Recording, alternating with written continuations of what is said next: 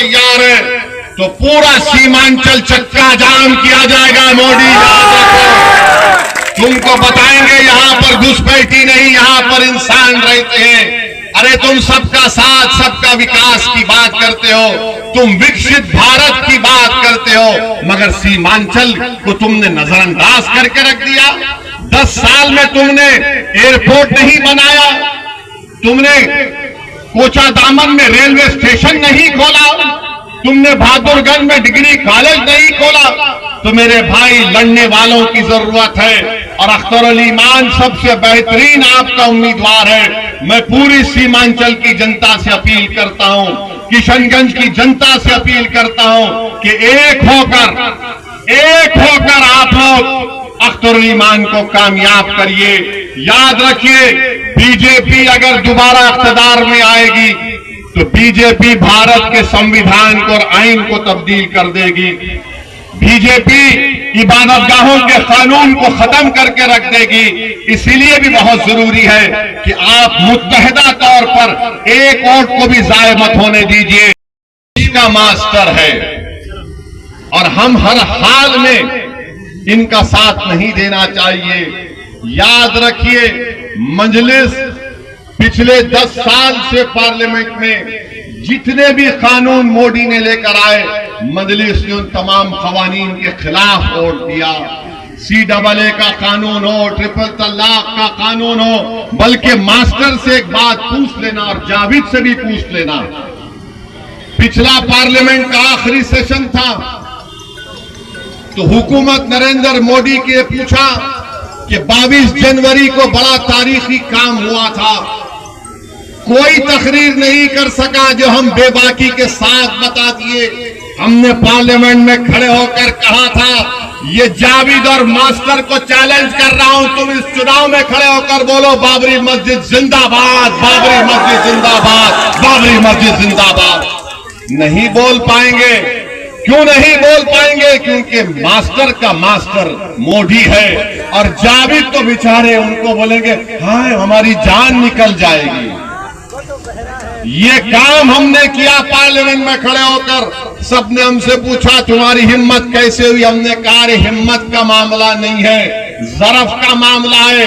हिम्मत का मामला नहीं है, जिसका ज़मीर जिंदा होगा वो नाइंसाफी को नाइंसाफी कहेगा।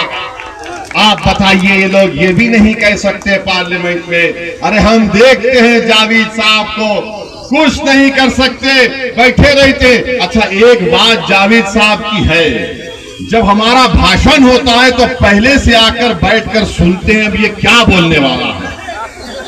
हम भी समझते हैं ठीक है, कोई सुन रहा है सीख रहा है तो हमको इतराज नहीं है, मगर इतना हमारा भाषण सुने तब भी मुंह में जबान नहीं आई। इन गरीबों की तकलीफ अपने सीने में महसूस करना पड़ेगा, नाइंसाफी को महसूस करना पड़ेगा, जुल्म को महसूस करना पड़ेगा, तभी तो जबान में तकलीफ निकलेगी, वो बेबाकी से अल्फाज निकलेंगे। तो आपसे एक ही गुजारिश है कि 26 तारीख के दिन आप लोग सुबह के वक्त अपना एक एक वोट का इस्तेमाल करिए, अख्तर अली ईमान को कामयाब करिए।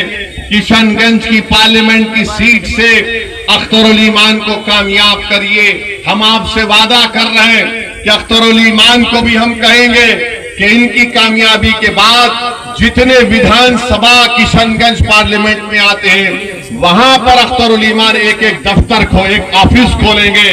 क्योंकि सीमांचल की लड़ाई अगर अख्तर भाई दिल्ली में लड़ेंगे तो आपके इस ठाकुरगंज की विधानसभा में अख्तर अली ईमान का ऑफिस होगा, वहां पर एक लड़का बैठेगा।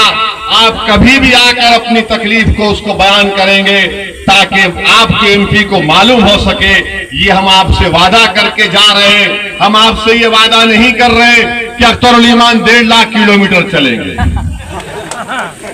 अख्तर अली ईमान चलेगा जरूर और आपको भी साथ में चलना पड़ेगा इंशाअल्लाह। हम आपको बता रहे हैं और अपने इंसाफ के लिए और बीजेपी के बढ़ते कदमों को रोकने के लिए और पूरे भारत की नजरें किशनगंज पर लगी हुई है कि क्या यहां पर आप मुत्तहिद हो। इसको खत्म नहीं होगा, चुनाव 26 को नहीं खत्म होगा, 13 को भी वोटिंग है, उसके बाद भी एक वोटिंग है, उसके बाद भी एक वोटिंग है, उसके बाद भी एक वोटिंग है। तेजस्वी यादव 26 को चुनाव नहीं खत्म होगा, मेरी बात तुम लिख के रख लो।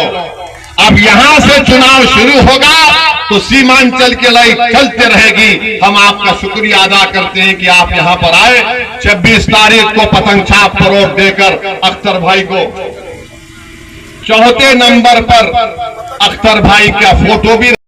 और बुजुर्गों, मैं यहां पर खड़े होकर अल्लाह से दुआ भी करता हूं कि अल्लाह सुब्हाना व तआला हमारे साबिका MP मौलाना असरार कासमी साहब की अल्लाह उनकी मग़फ़िरत करे। नेक आदमी थे। जब ट्रिपल तलाक का कानून लाया गया तो उनको कांग्रेस पार्टी ने बोलने का मौका नहीं दिया। इतने बड़े आलिम दीन और मौलाना को बोलने नहीं दिया गया। मेरे भाई, ये पार्लियामेंट में बोलने ही की खुसूसियत है। कोई पार्लियामेंट नहीं जाता गूंगा अंधा बन के बैठने के लिए। पार्लियामेंट में कोई जाता है तो आपकी तकलीफ को बयान करने के लिए जाता है। आपके इस इलाके में आप जानते हैं कि यहाँ पर 5-8 नदियों का पानी आता है, महानंदा, मेंची और कनकई। इसका हल कैसे निकलेगा मेरे भाई? इस विधानसभा में इतनी तकलीफ है, इसका हल कैसे निकलेगा? अख्तरुल ईमान को आप यहां से अपना नया MP बनाइए। हम आपसे वादा करेंगे इंशाअल्लाह ताला ये तकालीफ दूर होगी।